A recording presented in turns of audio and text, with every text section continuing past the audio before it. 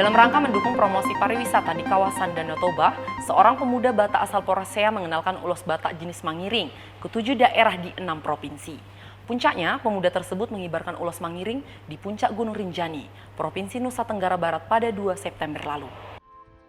Randy Papahan, pemuda Batak asal Desa Lomban Manurung, Kecamatan Porosea, Kabupaten Toba, Sumatera Utara, memulai perjalanannya keliling Nusantara sejak 1 Juni 2021 lalu. Dari satu provinsi ke provinsi lain, pria berusia 23 tahun ini menjalankan misinya untuk mengenalkan ulos Batak kepada masyarakat luas. Kawan, hari ini di pengibaran ulos sedang bersinggah di Danau Sagarana sebelum kita melanjutkan ke Pelawangan dan melanjutkan ke Summit. Tetap ikutin perjalanan kita, kawan-kawan. Randy yang sudah sejak 7 tahun terakhir berkecimpung dalam komunitas pecinta alam dan telah mendaki 17 gunung menyebut, kawasan Danau Toba yang kini menjadi salah satu daerah pariwisata super prioritas harus dikenalkan kepada seluruh masyarakat luas agar kunjungan kawasan Danau Toba terus meningkat.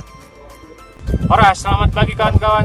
Setelah melalui perjalanan yang cukup panjang, tepat di hari ke-92 atau tanggal 2 September 2021, tim misi jelajah pengibaran ulos Batak berhasil tiba di puncak Gunung Rinjani di ketinggian 3.726 mdpl yang berada di Kabupaten Lombok Timur, Provinsi Nusa Tenggara Barat pada pukul 8.30 waktu Indonesia Tengah. Ayo tetap cintai dan tetap lestarikan budaya Batak. Dari puncak perjalanannya, Randy Papahan mengibarkan bendera mangiring di puncak Gunung Rinjani pada 2 September lalu. Dari Lombok, Nusa Tenggara Barat, Toba TV melaporkan.